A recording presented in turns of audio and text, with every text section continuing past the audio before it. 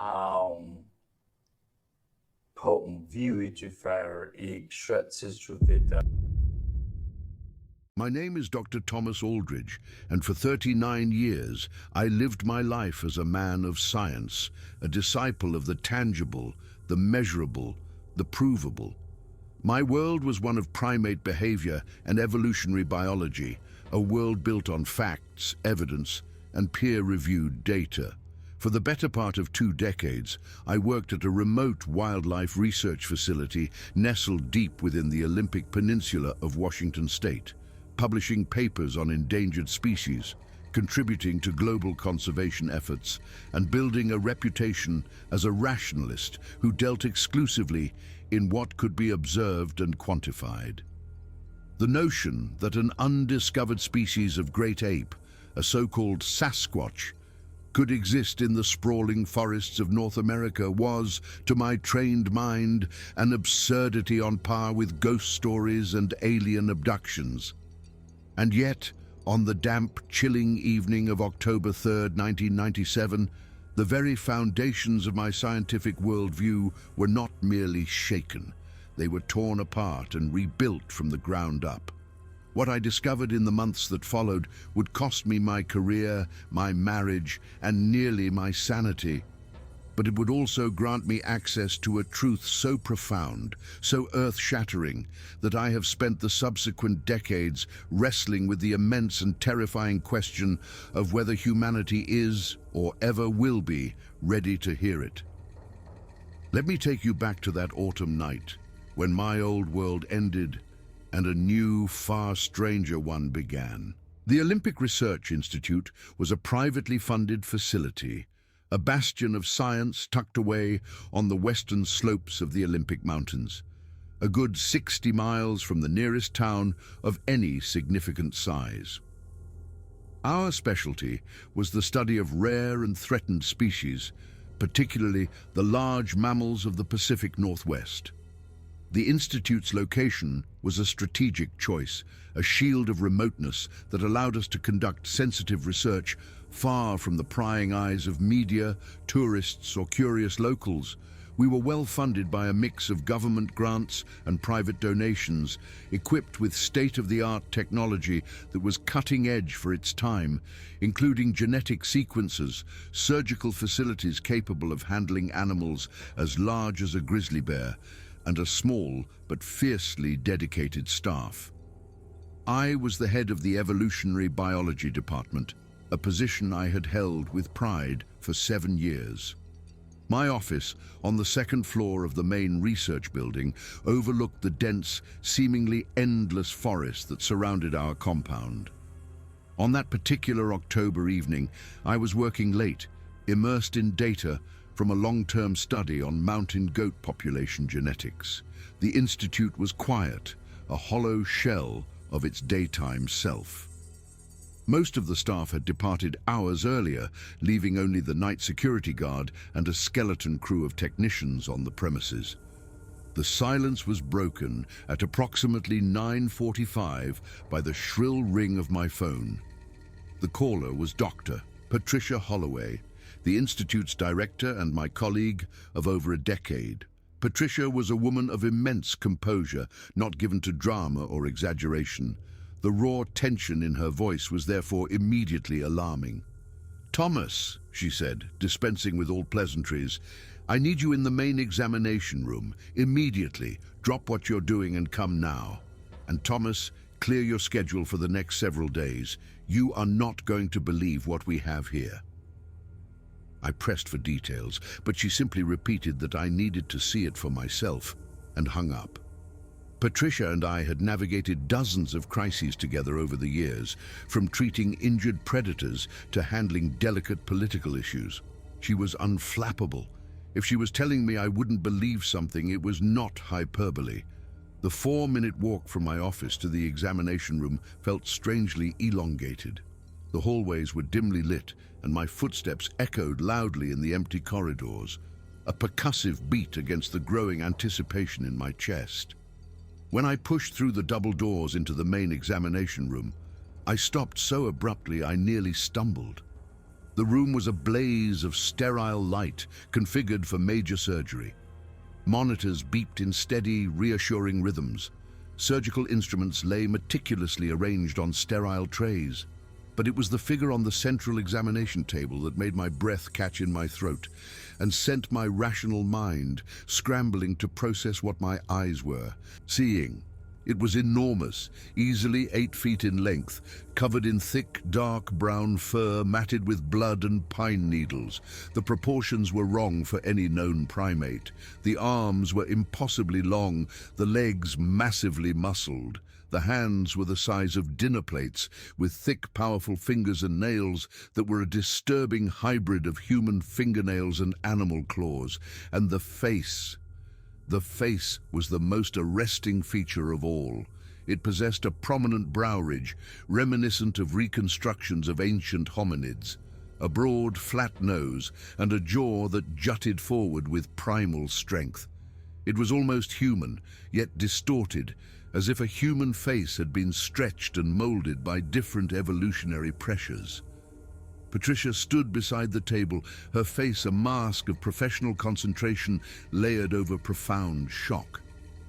With her were Dr. James Thorne, our chief veterinarian, and 2 technicians, Elena Rodriguez and David Park.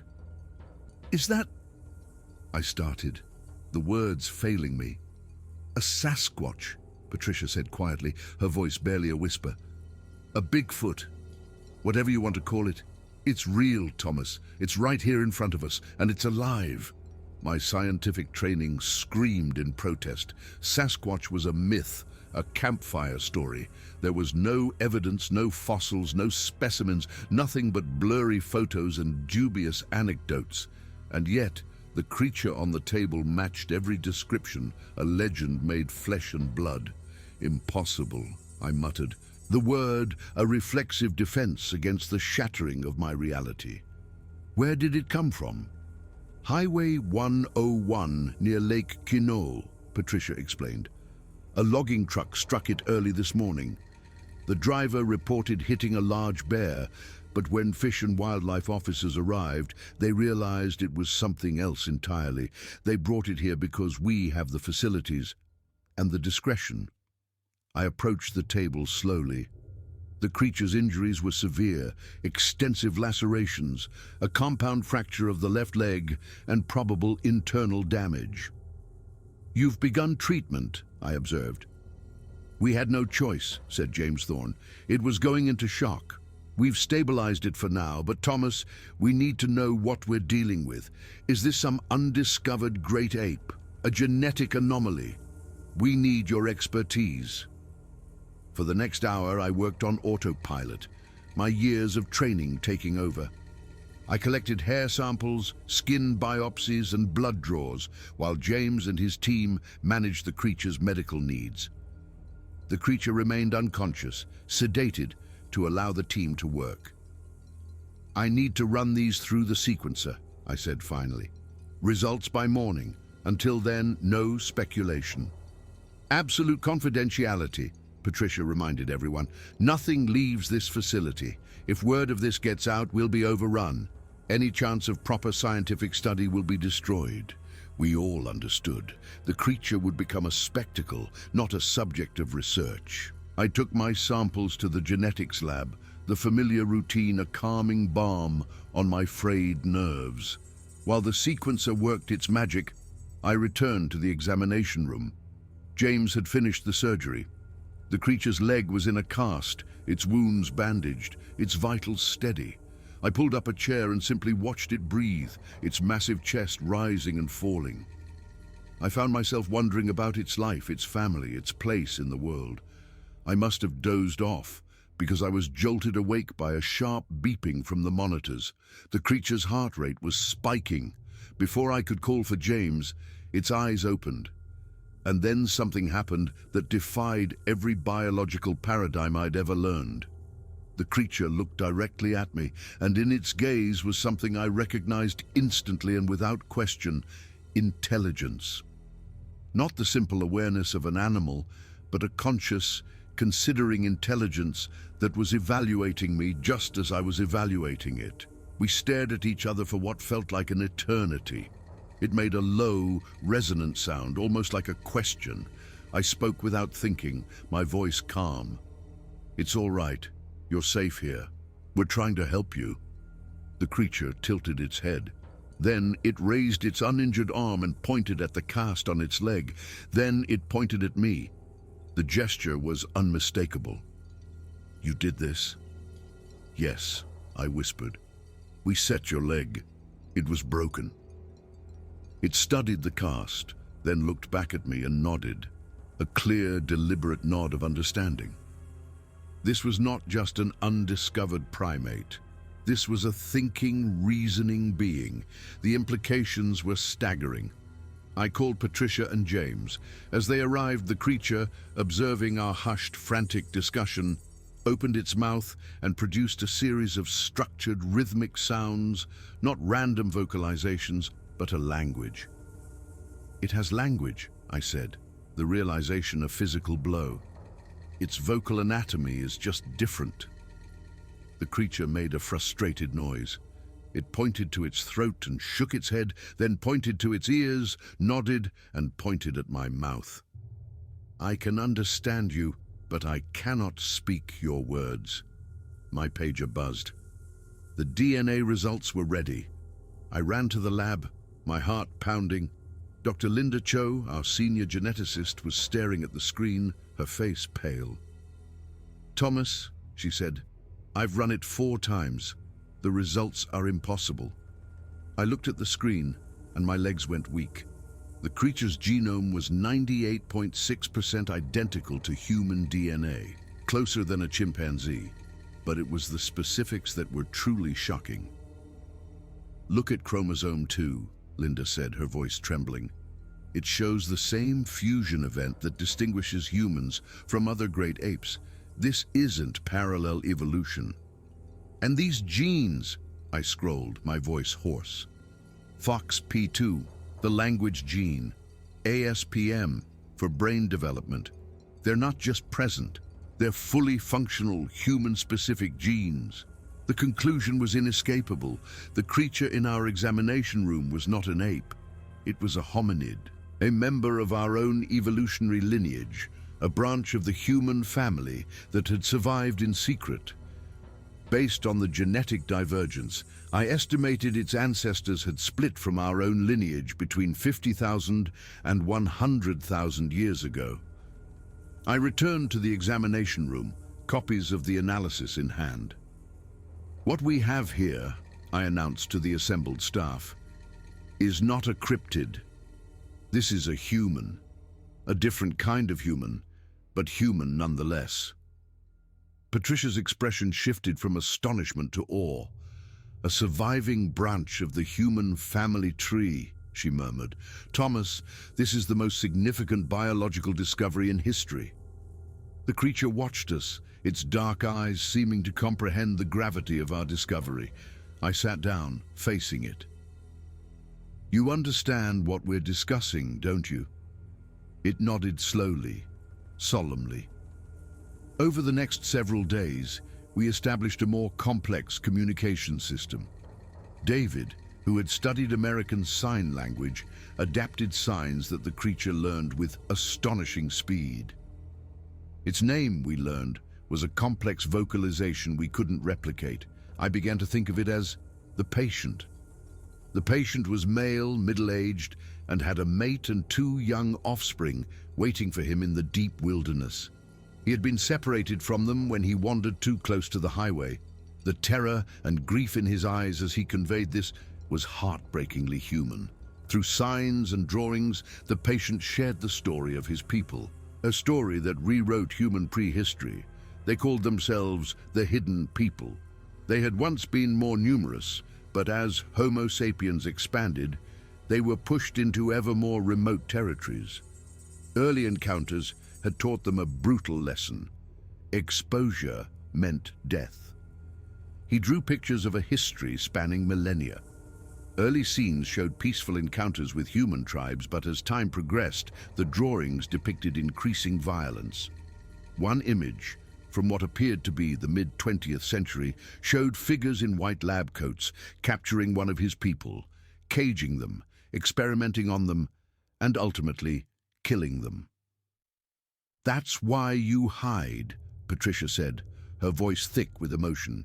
"Because when we find you, we treat you like specimens." The patient nodded, the gesture carrying the weight of generations of trauma.